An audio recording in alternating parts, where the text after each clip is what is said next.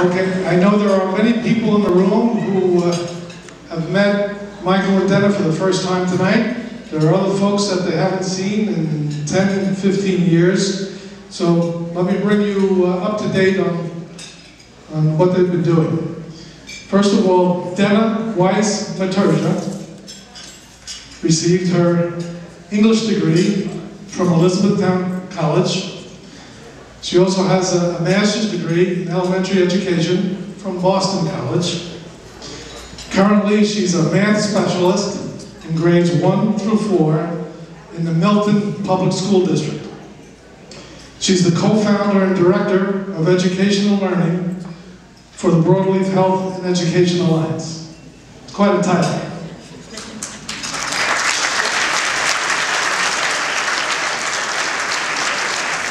Michael Matergia earned his undergraduate degree from the University of Pennsylvania in World History. He is currently in his final year at Harvard Medical School. In June, he'll begin his residency in family practice at the Exemplar St. Joseph's Hospital in Denver. Michael also the co-founder and board chair of Broadhead Health and Education Alliance. They have such a wonderful story, these two. Born and raised in Stroudsburg, graduated from Stroudsburg High School, married in 2009. We had a lovely wedding, didn't we? It rained that day, but we adapted. Okay? When most newlyweds would be thinking about starting their household, continuing on to grad school, launching their career, looking for their next promotion, these two had a burning desire to help people. Michael finished his second year in med school at Harvard, and he approaches the folks at Harvard and asks for a 1-year leave of absence. He tells them that they'd like to travel to India, live in India for a year, in a remote, underserved region. They'd like to deliver medical and health services to children. The Harvard folks not only grant his leave of absence, but much to his surprise, they walk him down the hall to the Harvard grant office. And he was encouraged to submit an application. It said they wanted to encourage this type of behavior. And he submitted an application for the project, and lo and behold, Harvard funded their first year of operations.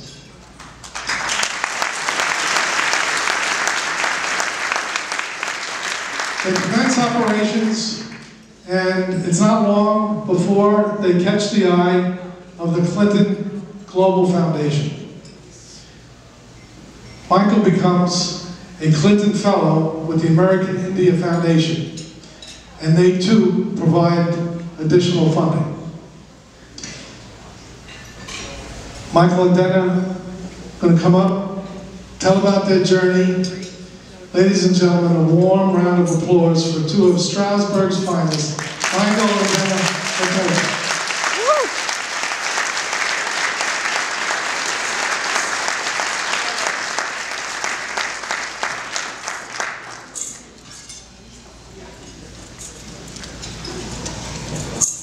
Thank you, Andy, for those very kind words of introduction.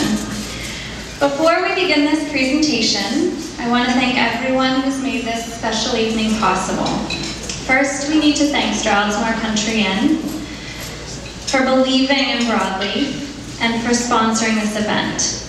Your generosity has truly humbled us. Thank you also to our parents, Ralph and Debbie Matergia and Doug and Angela Weiss, for your continued love, support, and guidance. We also want to acknowledge Mahesh and Bob and Shabriya. Not sure where you are, but thank you. They have been crucial early supporters of our work and true champions of what Broadleaf is and does. Thank you.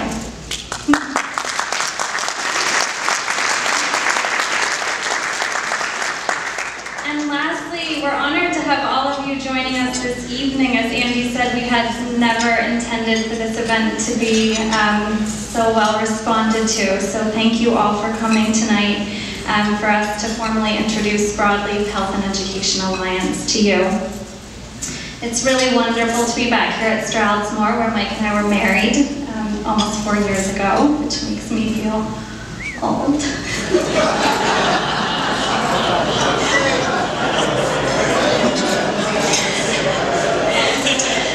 The Stroudsburg community is one that's really near and dear to both of our hearts. As Andy said, we're both from Stroudsburg, and we graduated from Stroudsburg High School. We have a really deep connection to our home, and I think you'll see tonight that it's the values that we developed from growing up in this small, close-knit community that really drive our work in the Eastern Himalayas.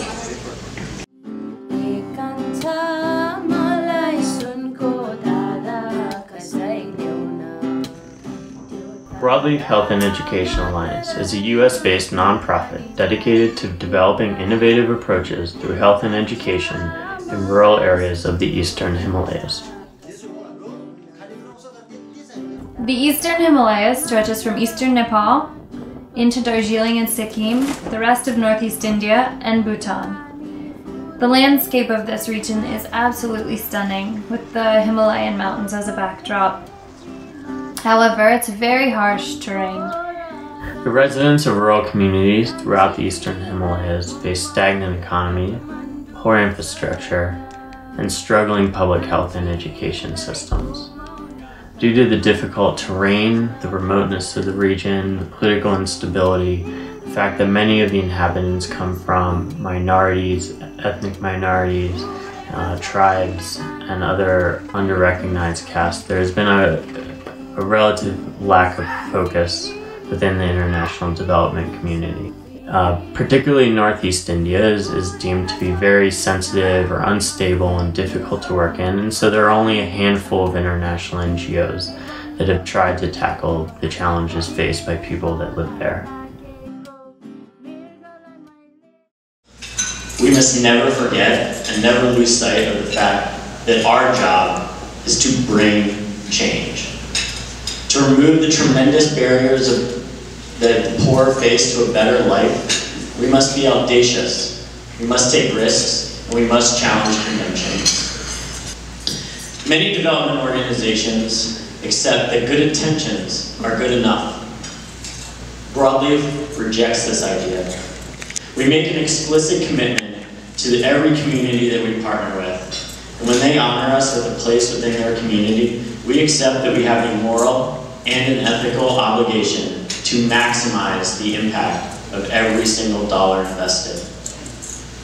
We are accountable not only to supporters, such as all of you here tonight, but most importantly, we are accountable to the children, such as Yangel, Chedu, and Yanji. So when I'm in Darjeeling, one of the most common phrases that I constantly hear is, "Sorry, sir, that is not possible." Broadleaf exists to challenge this convention. We combat the corrosive failure of imagination that harms the disadvantaged and denies children access to quality health and education. Broadleaf is a demonstrator of the possible. I will now turn it back over to Denna, who's going to share a little bit about our personal story and how we put these 3 key beliefs into action through our school health program.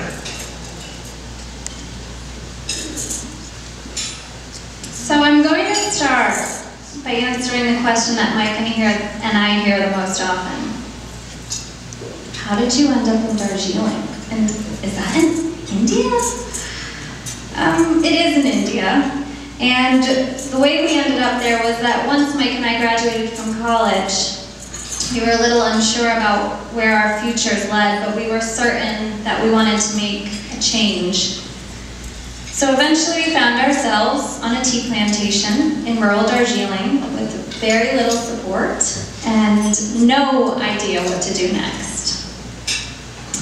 Looking for a way to be useful, I walked down to the village primary school, where I saw my first school that had no toilets, no running water, no electricity. But that wasn't the thing that shocked me the most about that school. I spoke with the headmistress, and she walked me into a classroom with 20 children who were all under the age of 5 years old and whose paid teacher just didn't come to school. So within about an hour, I found myself thrust into the role as their head teacher. This was a group of 20 children, all wide-eyed, little kids, who spoke no English. I spoke no Nepali, and they barely even knew the alphabet in their own language, so what to do? We lived there at Makabari Tea Estate for the whole year, and we became involved with the community in a really deep and truly life-altering way, as they welcomed us into their homes, their lives, their celebrations, their times of mourning, and their everyday life, as if we really were a part of their family.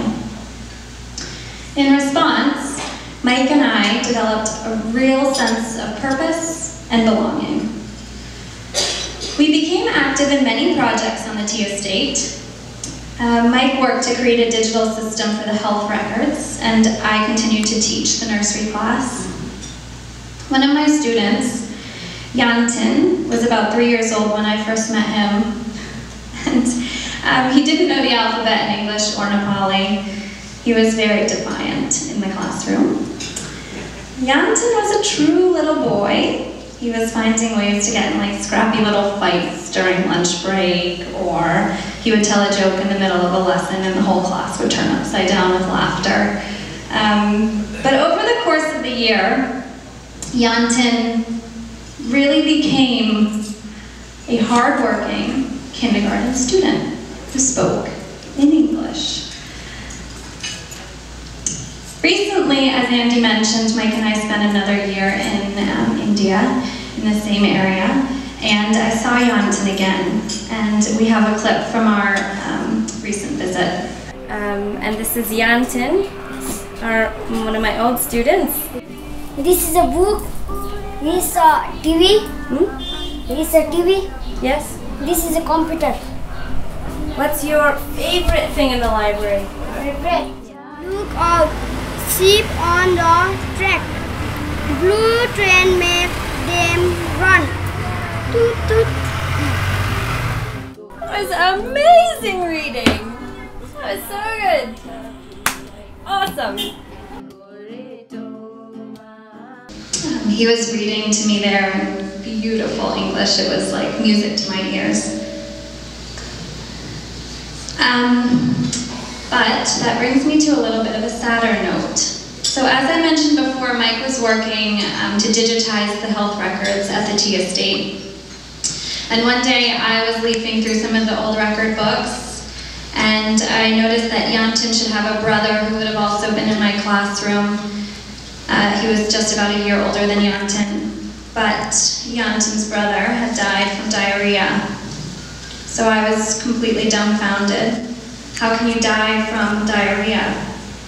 It seemed so tragic.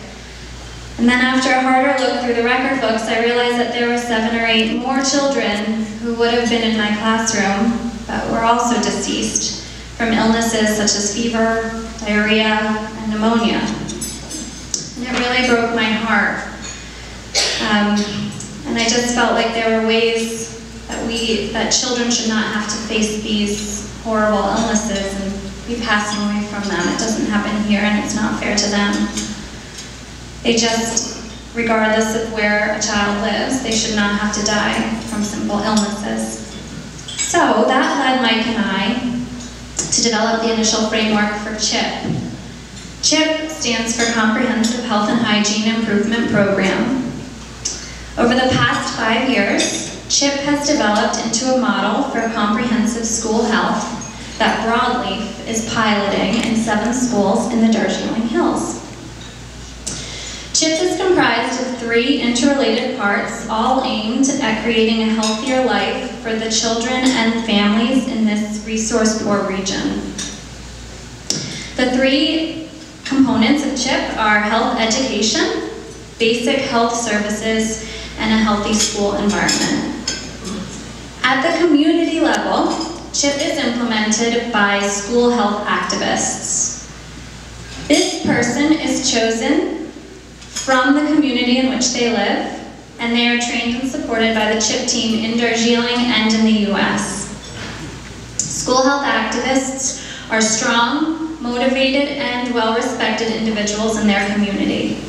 The CHIP SHA is at the foundation of the CHIP model. At the community level, all education and health services are delivered by these fabulous people.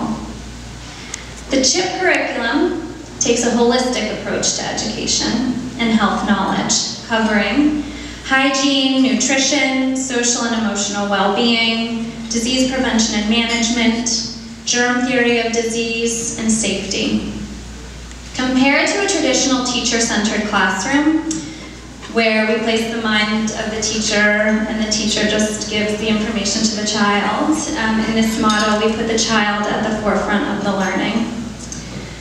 So, the teacher needs to be adaptive, the teacher needs to be thoughtful, and the teacher needs to be ready to think on her feet and go. Teach a lesson based on how the kids can learn best. Don't just transplant knowledge into their heads.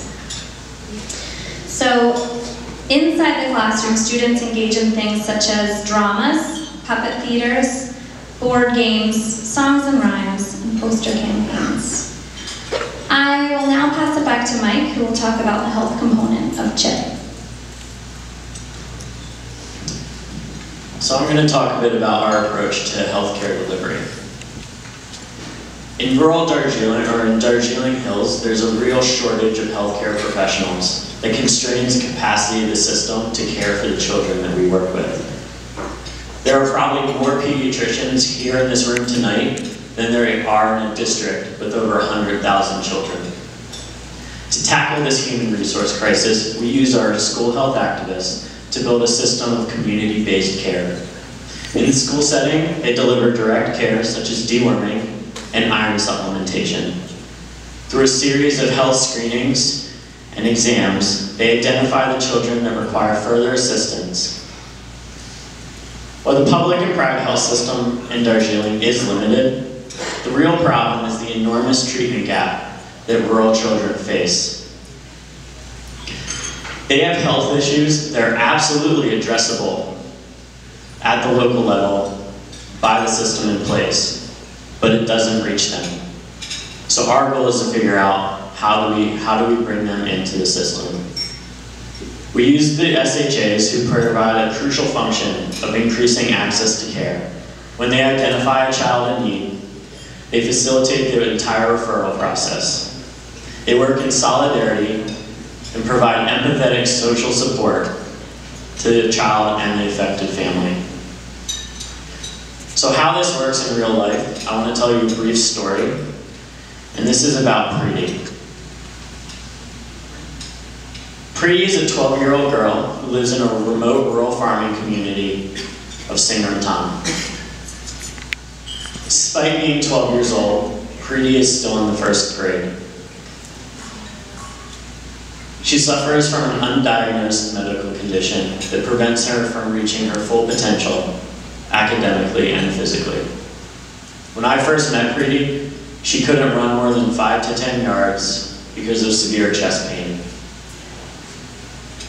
So this is a picture of Preeti with her school health activist, Dheeraj. Now at this point, despite the severity of her problems, Preeti had never once seen a doctor. Dheeraj first became aware of her challenges during a routine health screening exam that we run. Concerned, he approached the family, who due to a variety of cultural and financial issues and concerns were resistant to having Preeti seen and evaluated by a physician. However, over several months, Dheeraj worked to build a strong relationship with this family.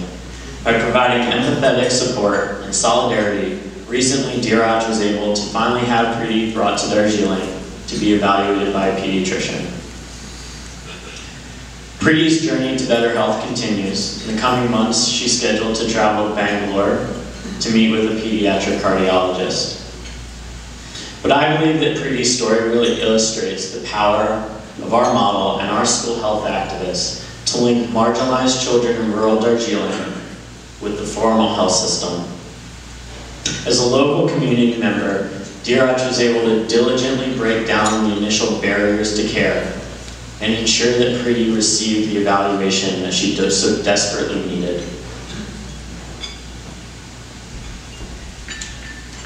So here are a few numbers and statistics, and these list a bit of our impact in 2012, but I thought rather than rattling these off, that I would let Nima, one of our other school health activists, tell you what she has seen in her community. Do you think that tip can really help people in this community? Yeah, it's so much help things, because a lot of children are going to improving their health and hygiene in home, also in community, also their message to other children also. Before eating something, they wash their hand themselves, because they know germs is there. They are so afraid with germs right now. They are very well right now. Our children are very good right now. That's great. Like that. So you may have had some difficulty understanding Nima, but essentially what she was sharing is how the children have adopted a variety of health behaviors, including washing their hands before meals because they're so afraid of germs, and eating healthier foods. They've taken these behaviors on due to the lessons that Nima has taught them in the classroom. And she's very proud of the change that she has witnessed in her own community. So overall, I hope this presentation has given you a bit of a background on Broadleaf, a bit about Denna and I's story, and also our school health program. And I wanted to conclude tonight with sharing with you not only where we are in 2013, but telling you where we want to be in 2017. Personally, we see this as only the beginning, and we feel that we have a moral obligation to rigorously test our model and expand our impact in this region. So by 2017, our objective is to fully develop CHIP and move from 7 schools to 24 and impact, instead of 360 students, 1,000. At the same time, we look to develop Broadleaf's organizational capacity, so from that point we can pursue CHIP on a truly large scale and other programs. And I'm really honored that you all joined us here tonight. It means a tremendous amount to Denna and I, and we invite you to partner with us on this journey. Thank you.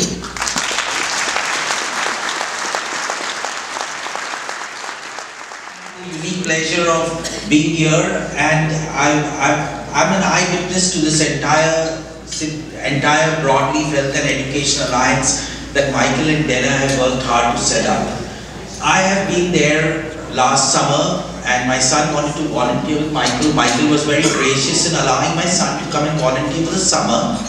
Most importantly, what I saw was the hard work that Michael and Denna and the entire team have been putting in on a day-to-day basis. It's not just a routine day for them. It's like constantly going and going in trying to achieve what they refer to as health hygiene in the schools. I'm not speaking here this evening to you just because I'm Indian. I was very proud of the fact that they selected Darjeeling as a site of beautiful place, but most importantly, what they were actually doing for the villages in those villages for these poor children. I would sincerely would request all of you in this room tonight, you've taken the trouble to come here, you've taken the trouble to listen to Michael and Denna, donate generously. This is not just 2017. These are our children from Stroudsburg who sowed the seed. Now let us help them reap it.